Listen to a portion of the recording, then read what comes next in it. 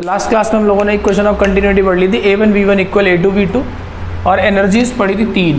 Pressure energy of unit volume कितना पढ़ा है आपने P, kinetic energy of unit volume कितना पढ़ा है हाफ रो वी स्क्वायर और potential energy of unit volume कितना पढ़ा है रो जी एस।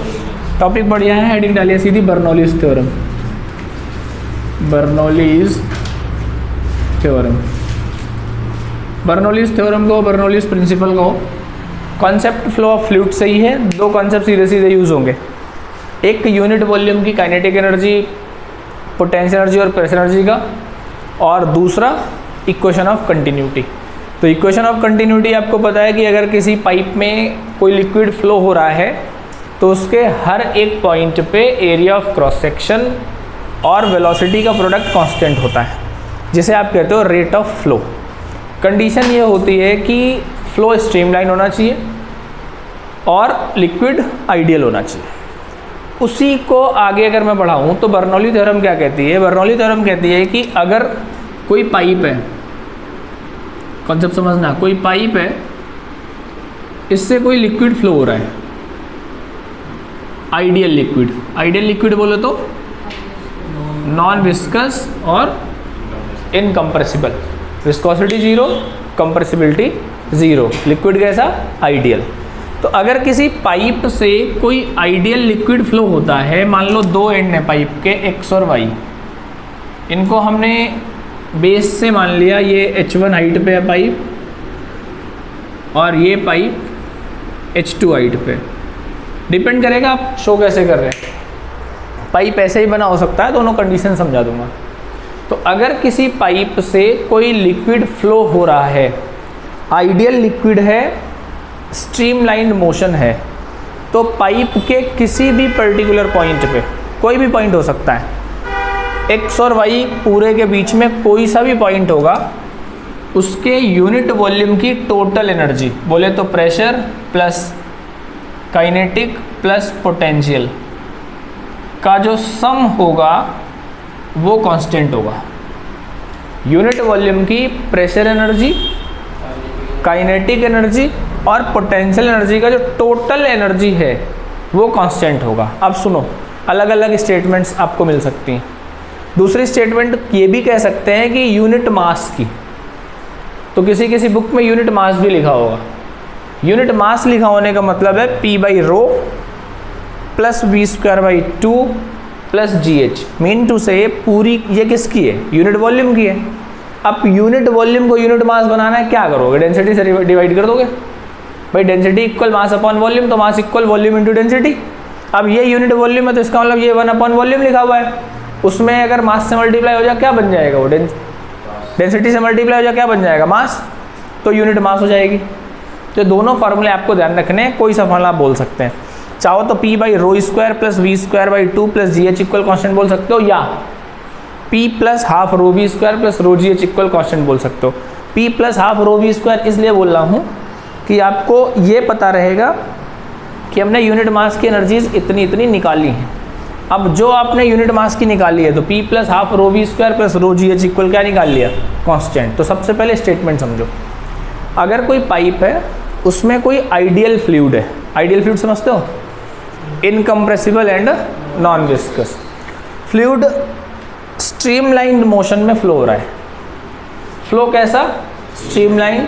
फ्लूइड कैसा? आइडियल। तो उस पाइप के अंदर, इनसाइड द पाइप, किसी भी पॉइंट पे, सपोज करो दो एंड्स मान लिया हमने, इसका एरिया A1 है, इसका एरिया A2 है, यहाँ एंटरिंग वेलोसिटी V1 है, लीविंग वेलोसिटी V2 है, डेंसिटी ऑफ द लिक्विड रो है, मान लिया हमने। स्ट्रीमलाइन फ्लो में मोशन कर रहा है, तो किसी भी पॉइंट पे यूनिट वॉल्यूम की टोटल एनर्जी हमेशा कांस्टेंट होगी। स्टेटमेंट समझ आई नहीं आई? सवाल इसके बहुत अच्छे अच्छे मिलेंगे, तो पहले कॉन्सेप्ट समझ लो। मैंने देखो पाइप थोड़े से डाउन करके बनाया है, किसी किसी बुक में ऐसे ऊपर को पाइप मिल सकता है, तो वो भी गलत नहीं है, कुछ भी नहीं, ऐसा कैसे हो जाएगा? बस बीच में थोड़ा सा डेरिवेशन का पॉइंट चेंज हो जाता है तुम्हारे पाइप के डायरेक्शन के हिसाब से, ठीक है? लिखो जरा, स्टेटमेंट लिखो। When an incompressible and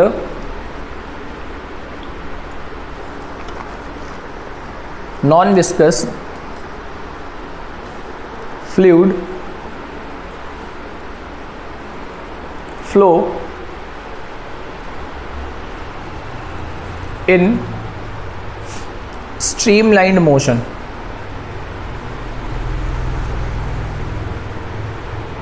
from one place to another, then at every point of its path the total energy per unit volume the total energy per unit volume bracket में लिखिए pressure energy plus kinetic energy plus potential energy, bracket close, is constant।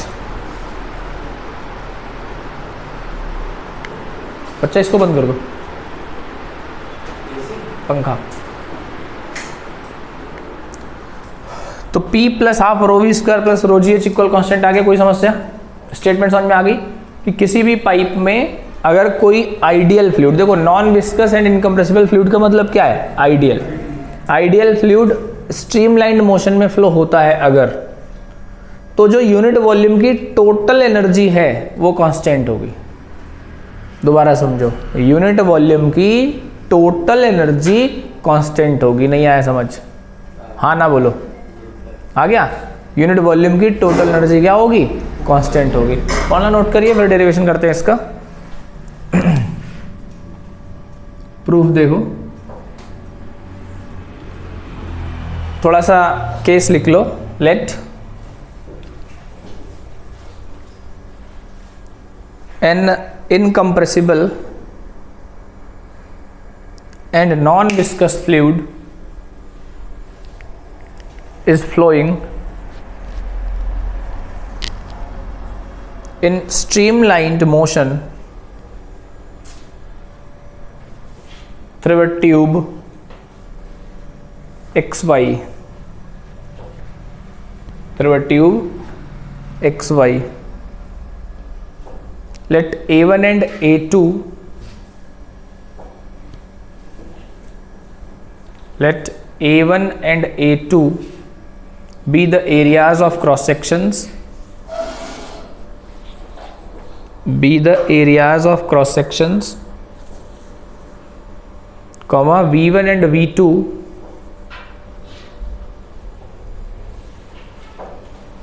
be the velocity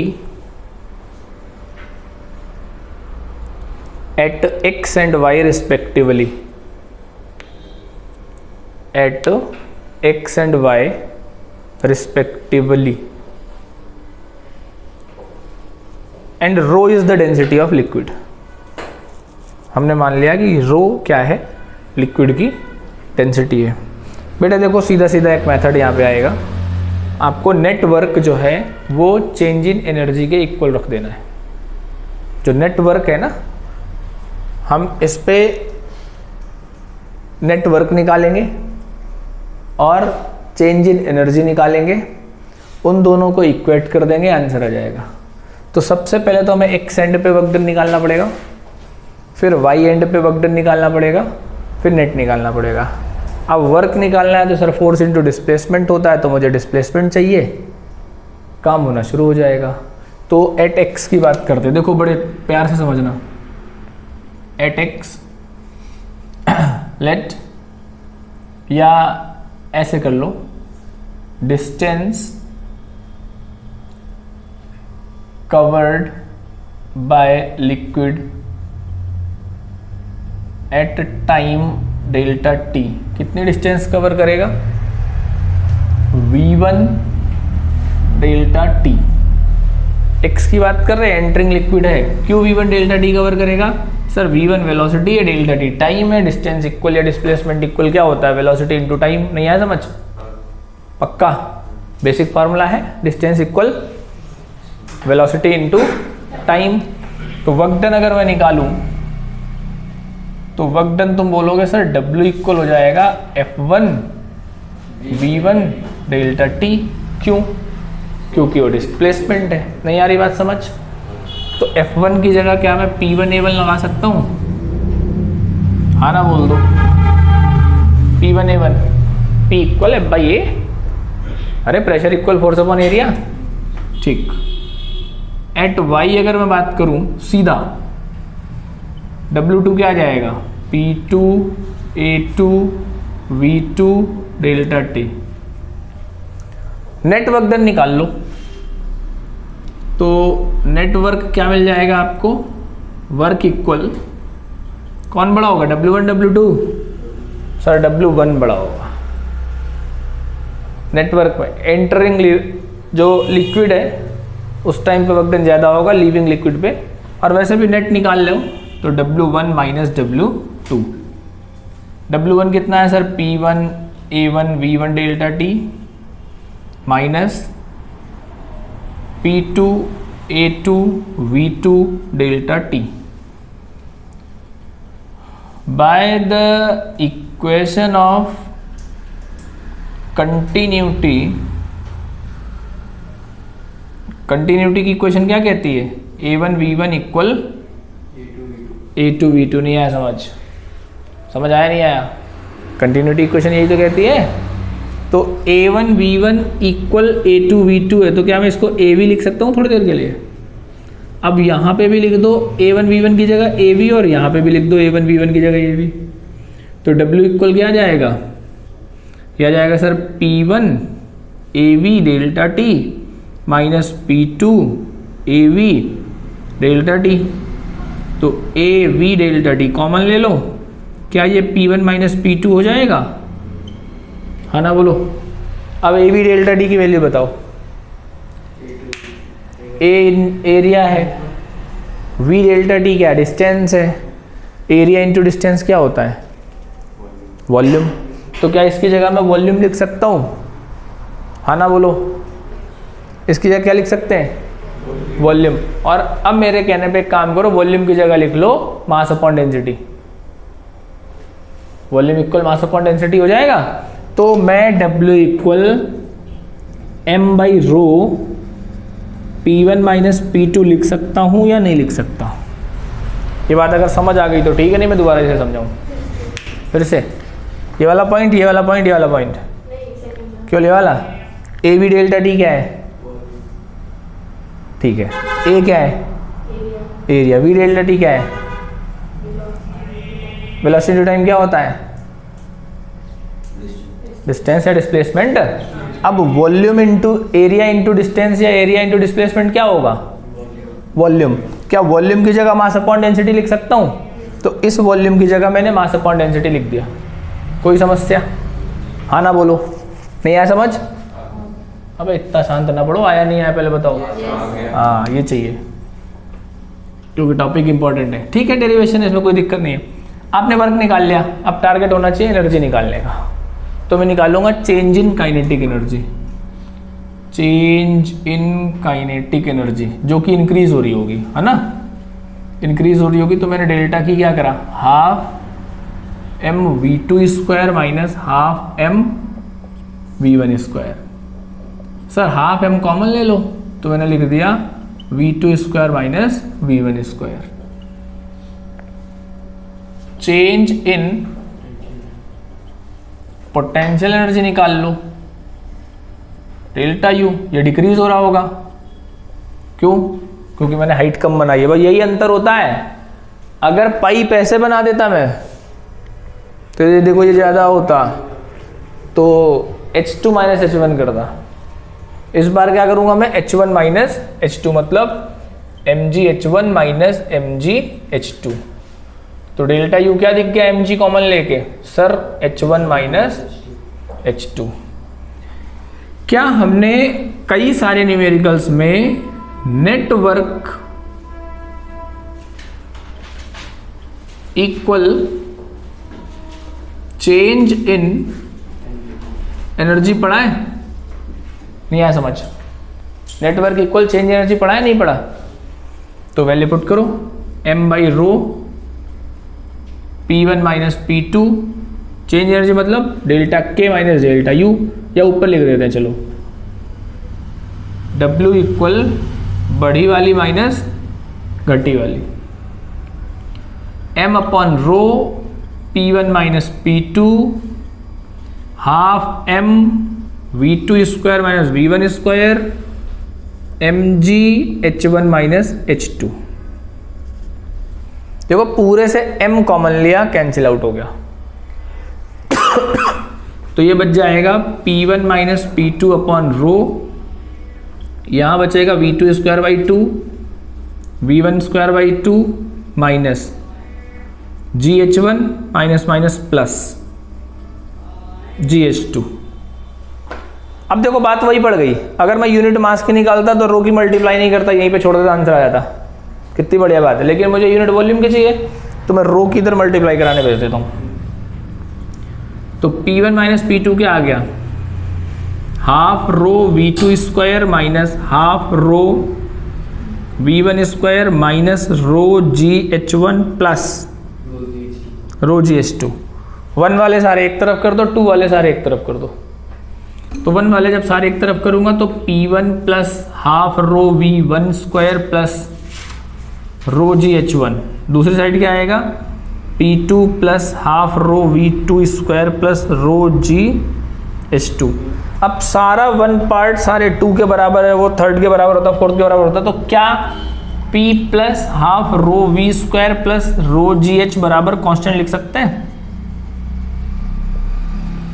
बोलो, नहीं आई समझ? दो बातें समझ लो, हमें करना क्या क्या था, नेटवर्क निकालना था, दोनों चेंज इन एनर्जीज निकालनी थी, network equal change in energy के इक्वल पुट कर देना था, आंसर आ जाता। ठीक है, डेफिनेशन में ही ये चीजें छिपी हैं। फ्लो स्ट्रीमलाइंड है इसलिए हमने कहीं पे लॉस ऑफ एनर्जी कोई और कंसीडर नहीं करी, क्योंकि फ्लो स्ट्रीमलाइंड है। लिक्विड जो अपना आइडियल है, तो आइडियल है तो कंप्रेसिबिलिटी नहीं हो रही थी, विस्कोसिटी नहीं थी, इसलिए कंडीशन हमें शो करनी पड़ी। नोट करिए,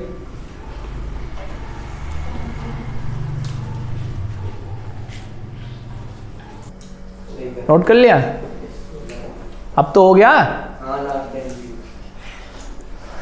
P plus half rho V square plus rho GH equal constant. चिंता ना करो बेटा, रिजल्ट सब मिल जाएगा।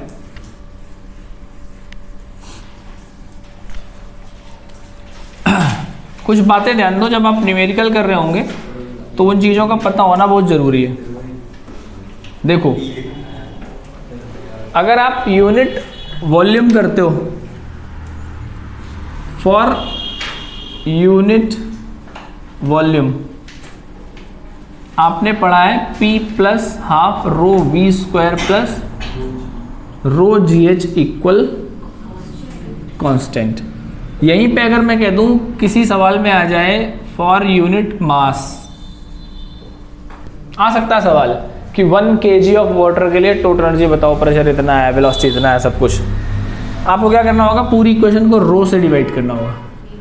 P by rho plus V square by 2 plus GH equal हम कांस्टेंट यूज करेंगे। ये फॉर न्यूमेरिकल पर्पज है। दोनों में से कोई सा फार्मूला आप याद रख लें, टीचर को कोई परेशानी नहीं होती है। ठीक है, अब कॉन्सेप्ट समझना शुरू करो और एक न्यूमेरिकल के पॉइंट ऑफ व्यू से कुछ बातें और समझ लो। मान लो मेरे पास इक्वेशन है P plus half rho V square plus rho GH equal constant. मान लो इक्वेशन है, फ्रॉम फर्स्ट देखो, डिवाइडिंग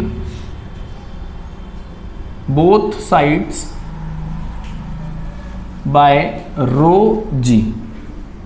रो G से डिवाइड कर दो, यही कहते हैं ना रो G रोटी, तो रो G से डिवाइड कर दो। रो G मतलब डेंसिटी इनटू ग्रेविटी। इस वाली इक्वेशन को पूरे को अगर मैं रो G से डिवाइड कर देता हूं तो मेरे पास जो वैल्यूज आती हैं P upon rho G plus rho G plus rho G H upon rho G equal constant upon rho ji.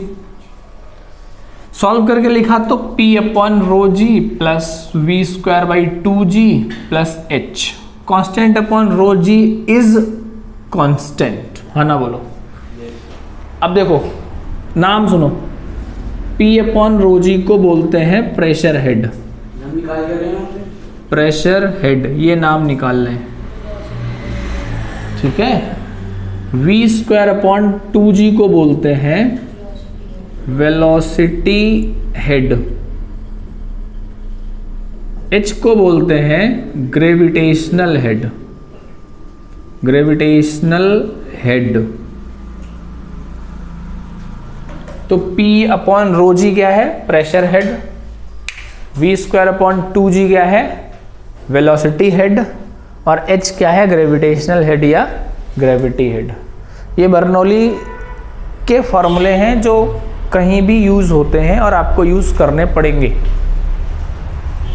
Mister been वाली एक्टिंग ना करना, समझ लेना। यूनिट मास के लिए क्या यूज करोगे? P by rho plus V square by 2 plus G H equal constant. अगर आपसे सवाल में पूछा जाएगा प्रेशर हेड बताओ तो क्या बोलोगे? P upon rho G. Velocity head पूछा जाएगा तो V square upon 2g। Gravitational head पूछा जाएगा तो h। और इन सब की यूनिट क्या होगी sir? Metre. Velocity head 10 metre है तो वेलोसिटी बताओ, तो V square by 2g equal 10, V निकाल लिया। प्रेशर हेड इतने मीटर है तो प्रेशर बताओ, तो P square upon rho G equal उतना बराबर P आ गया। कहानी समझ में आ रही है नहीं आ रही? बर्नौली एकदम क्लियर हो रही है, सेट हो रही है माइंड में। आज के बाद आपसे कोई पूछेगा बर्नौली बताओ तो आपको सीधा बताना है P plus half rho V square plus rho G H बराबर कॉन्स्टेंट। अगर कोई आइडियल फ्लूइड किसी पाइप में स्ट्रीमलाइन मोशन में फ्लो हो रहा है तो यूनिट वॉल्यूम की टोटल एनर्जी कांस्टेंट होती है या यूनिट मास की टोटल एनर्जी कांस्टेंट होती है। ये कहानी यूनिट मास की और ये कहानी यूनिट वॉल्यूम की। नहीं आया समझ? चलो अब मैं अगर आपसे पूछ लूँ कि मुझे बताओ लिमिटेशंस क्या हो सकते हैं इसके, कि सर बर्नौली थ्योरम की लिमिटेशंस बताओ, ये कहाँ अटक गया, तो क्या करोगे आप? बर्नौली थ्योरम की लिमिटेशंस अगर आपसे पूछी जाएं तो आप किस तरीके से फाइंड आउट करेंगे? डेफिनेशन से ही क्लियर कर लो। डेफिनेशन क्या कह रही है? आइडियल फ्लूइड है, स्ट्रीमलाइंड मोशन है। 3 लिमिटेशन तो यही मिल गई। फ्लूइड कंप्रेसिबिलिटी 0 होनी चाहिए, फ्लूइड की विस्कोसिटी 0 होनी चाहिए, फ्लो स्ट्रीमलाइंड होना चाहिए। अच्छा एक बात देखो कि मैंने जब पाइप पढ़ा था तो कर्व्ड पढ़ा था, कर्व। तो कर्व था तो कहीं ना कहीं तो सेंट्रीपिटल वगैरह काम कर रहा होगा, सब कंसीडर नहीं करे हमने। जब फ्लो भाग रहा होगा तो कुछ ना कुछ तो हीट डेवलप हो रही होगी भाई, सही बात है, कुछ ना कुछ तो हीट डेवलप होगी। हमने वो हीट डेवलप का कॉन्सेप्ट नहीं पढ़ा। ये सब इसकी लिमिटेशंस है। अच्छा एक केस और देख लो बर्नौली का। अगर मैं केस देखूं, मान लो पाइप अपना हॉरिजॉन्टल है, ऐसा पाइप है एकदम सीधा, और इस पाइप में लिक्विड फ्लो हो रहा है, ऐसे लिक्विड इस पाइप में फ्लो हो रहा है। तो बर्नौली में देखो कौन सी एनर्जी कटेगी भाई? ये एक्स एंड ये Y end, v1 velocity a1 area, v2 velocity a2 area. तो क्या ये p1 plus half rho v1 square plus rho G H equal p2 plus half rho v2 square plus rho G H आ जाएगा? ये दोनों cancel out हो जाएंगे। तो हम फॉर्मूला यूज करेंगे p1 plus half rho v1 square equal p2 plus half rho v2 square. इस केस को नोट करें पहले, हॉरिजॉन्टल ट्यूब के लिए, मतलब अगर सीधे सीधे ट्यूब रखिए तो ज़मीन में कोई ट्यूब पड़ी हुई है, पानी फ्लो हो रहा है, वहाँ बर्नौली आप इस तरीके से अप्लाई करेंगे। इसको नोट करने के बाद हेडिंग डाल लें limitations of Bernoulli's theorem.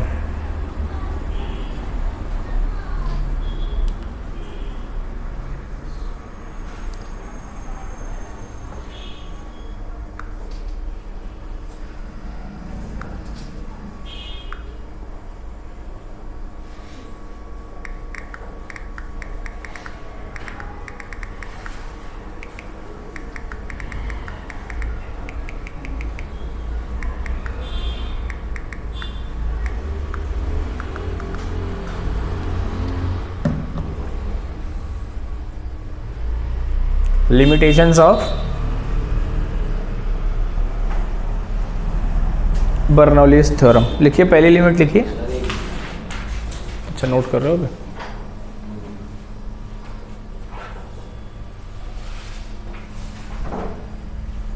Topic समझ में आ रहे हैं? थ्योरी है अभी तो, टॉपिक तो वहां से आउट होता है जब क्वेश्चन बनने शुरू होते हैं। टॉपिक टू टॉपिक पढ़ोगे चीज़ें हो जाएंगी। दिक्कत वहाँ होती है जहाँ हम टॉपिक टू टॉपिक नहीं पढ़ते, रटने की कोशिश करते हैं। Limitations of Bernoulli's theorem.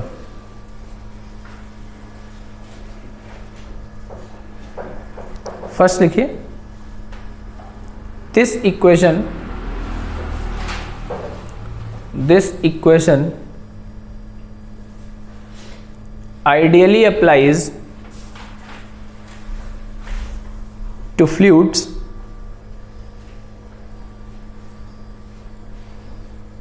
with zero viscosity. Ideally applies to fluids with zero viscosity. Next लिखिए, this equation has been derived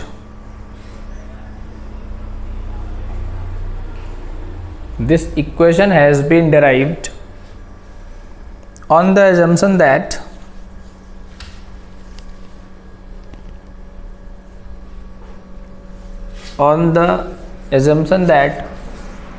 there is no loss of energy,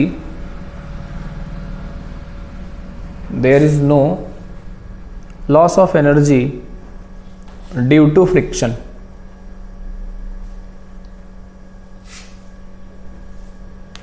There is no loss of energy due to friction. Third point लिखिए, this equation is valid only to streamlined flow. This equation is valid only to streamlined flow.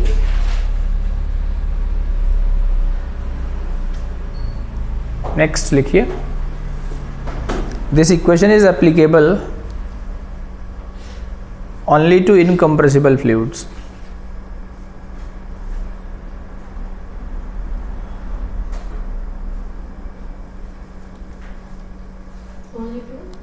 This equation is applicable only to incompressible fluids. एक assignment देना। ये तो रही आपकी Bernoulli की theorem. Application पहले पढ़ने से पहले थोड़े से क्वेश्चंस कर लेते हैं तो बर्नौली अपने माइंड में सेट हो जाएगी। चलिए असाइनमेंट के क्वेश्चंस निकालिए।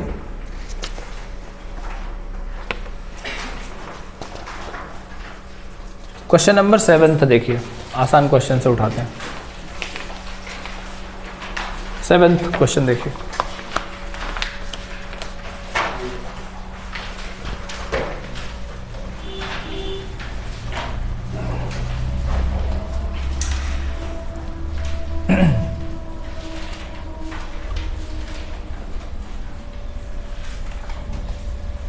सेवेंथ क्वेश्चन कह रहा है आपसे कि calculate the total energy possessed by 1 kg of water at a point where the pressure is 20 gram force per mm square, velocity 0.1 meter per second and height is 50 centimeter above the ground level.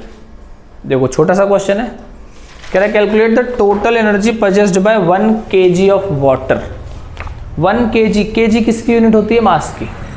कौन सी energy लगेगी? ये वाली unit mass. Unit mass हो गई तो formula कौन सा लगना है? P by rho plus V square by 2 plus G H equal constant होता है, तो टोटल एनर्जी क्या लगा दूंगा मैं? P by rho plus V square by 2 plus G H. Data note करते हैं, सवाल में क्या क्या गिवन है। क्वेश्चन नंबर कौन सा है? 7। Calculate the total energy of 1 kg मास। मास कितना ले लिया? 1 kg ऑफ वाटर। वाटर है, प्रेशर कितना दे रखा है? 20 gram force upon mm square. आपको कन्वर्ट करना आना चाहिए। 20 अपनी जगह, ग्राम फोर्स को 10 की पावर -3 से मल्टीप्लाई करा, किलोग्राम फोर्स आ गया। किलोग्राम फोर्स को 9.8 से मल्टीप्लाई करा, न्यूटन आ गया। mm स्क्वायर को 10⁻⁻⁶ से मल्टीप्लाई करा, मीटर स्क्वायर आ गया। सॉल्व करके देखो इसको कितना आ रहा है ये 196 10⁻³ न्यूटन पर मीटर स्क्वायर। ये तो आ गया आपका प्रेशर। इसके बाद क्या कह रहा है velocity 0.1 metre per second and height 50 centimetre above the ground level, मतलब 50 × 10⁻² मीटर। वाटर है तो डेंसिटी कितनी हो जाएगी 10⁻³ किलोग्राम पर मीटर क्यूब। कौन सा फॉर्मूला लगना है यूनिट मास का यूनिट वॉल्यूम का? कौन सा वाला, ऊपर वाला नीचे वाला? नीचे वाला। तो टोटल एनर्जी में मान लो निकाल लेता हूं, अपने पास जाएगा P/ρ plus V²/2 plus GH। P कितना 196 10⁻³ अपॉन 10⁻³ प्लस 0.1 का स्क्वायर/2 प्लस 9.28 × 50 10⁻²। 196 प्लस 0.01 अपॉन 2 कितना आएगा 0.005। ये तो आएगा प्लस एक पॉइंट हटा, नीचे एक जीरो लगा, इतना बचा 5 × 8 40, 5 × 9 45 और 4 49, 10⁻² तो 4.9। 196 प्लस 4 200.905 जूल। क्या आ रहा है ये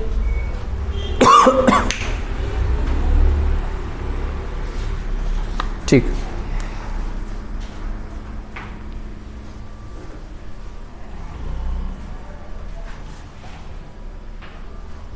हो गया। एक और कर लेते हैं, क्वेश्चन नंबर 8 पे आइए।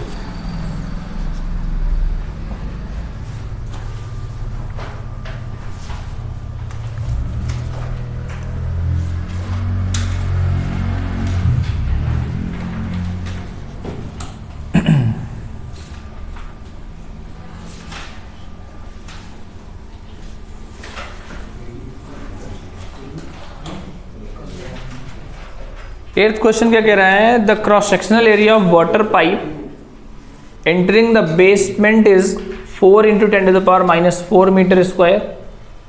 The pressure at this point is 3 × 10⁵ newton per metre square and the speed of water is 2 metre per second. This pipe tapers to a cross sectional area of 2 10⁻⁴ metre square when it reaches the second floor 8 metre above. Calculate the speed and pressure at the second floor. कहानी दोबारा समझो। 8th question कह रहा था cross sectional area water pipe entering the basement A1 कितना दे रखा है 4 10⁻⁴ metre square. The pressure at this point is 3 × 10⁵ newton per metre square. Speed of water is 2 meter per second. This pipe tapers to a cross sectional area of 2 10⁻⁴ meter square. When it reaches the second floor H2 8 metre, तो H1 कितना दे रखा है सवाल में 0। Basement पे खड़ा हुआ है पाइप, ऐसे है देखो, ऐसे ये कहानी होगी।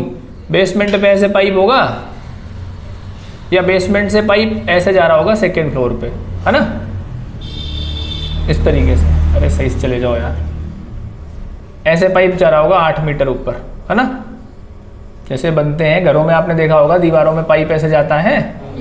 तो ऐसे पाइप निकला होगा, ये कहानी बता रहा है ऐसे लिक्विड की। तो अगर मैं बेसमेंट पे हाइट मान लूँ तो H1 0 हो गया, H2 8 हो गया।